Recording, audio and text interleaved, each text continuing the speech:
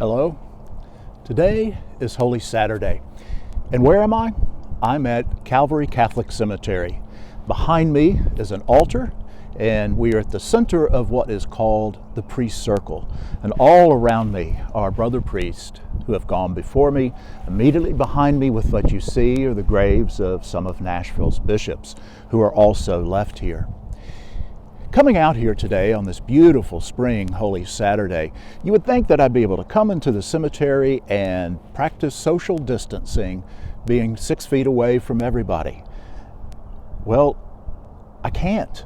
There are so many people out here today.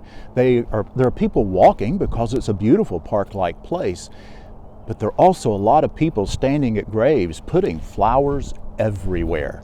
You know, if you could see behind me, some of these family graves behind me already are decorated with Easter lilies and other beautiful flowers. In the opposite direction, as I'm talking to you, I can see all kinds of families everywhere on their knees, digging, putting in flowers, setting up vases. Why? Have you ever pondered why we put flowers at the graves of our loved ones who have gone before us? Have you ever even pondered what a cemetery means? You know, what is the symbolism of a cemetery? Those are very deep things, because a cemetery is always a symbol in our belief in the resurrection of the dead. It is the biggest Easter symbol we have. There are thousands of people buried here at Calvary Cemetery, and every one of those died in the hopes of one day being with loved ones again. And one day we might be here to join them or somewhere else. In the funeral liturgy, when we pray the preface, which leads up to Holy, Holy, Holy, one we most often use says, "For the dead, life has changed, not ended." Not ended. And when we recite our creed, we say we believe in one holy Catholic and Apostolic Church, in the communion of saints, in the resurrection of the dead, and life everlasting. That is the gift of Easter. That's what this kind of Holy Saturday Vigil night is all about after Good Friday and all day on Sunday. And there is such a gift at a cemetery. Cemeteries are not bad, scary places. You know, growing up, we'd challenge each other to walk through a cemetery at night, all kinds of things going through our heads about what might happen.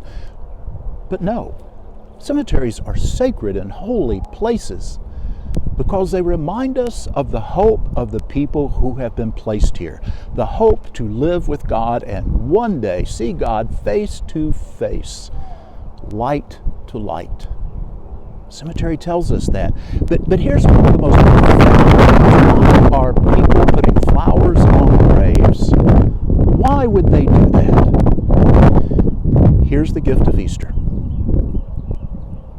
The word love changes. After Easter, we can no longer use the word love in the past tense. I remember when my grandmother died and my mother made a statement as we walked up to my grandmother's casket, her mother, and she said, "Oh, Eddie, I loved her so." I didn't say it then, because sometimes you just don't say things to your mother, but it instantly occurred to me, why did Mom use the past tense? When did she quit loving her mother? She didn't, and she hasn't. She talks about her mother and tells me stories. We don't use love in the past tense as a Christian people. And so why are people putting flowers on these graves? Because they still love those who are here. The opposite is just as true, and this is the real gift. Those we have buried still love us. And we cannot forget that. And despite coronaviruses, despite illnesses in families, despite everything, we have that faith that we celebrate beginning tonight at the Easter Vigil, tomorrow on Easter Sunday, and all the days of our life. We believe in the resurrection of the dead and the life of the world to come. Don't use love in the past tense. Otherwise, we wasted Easter.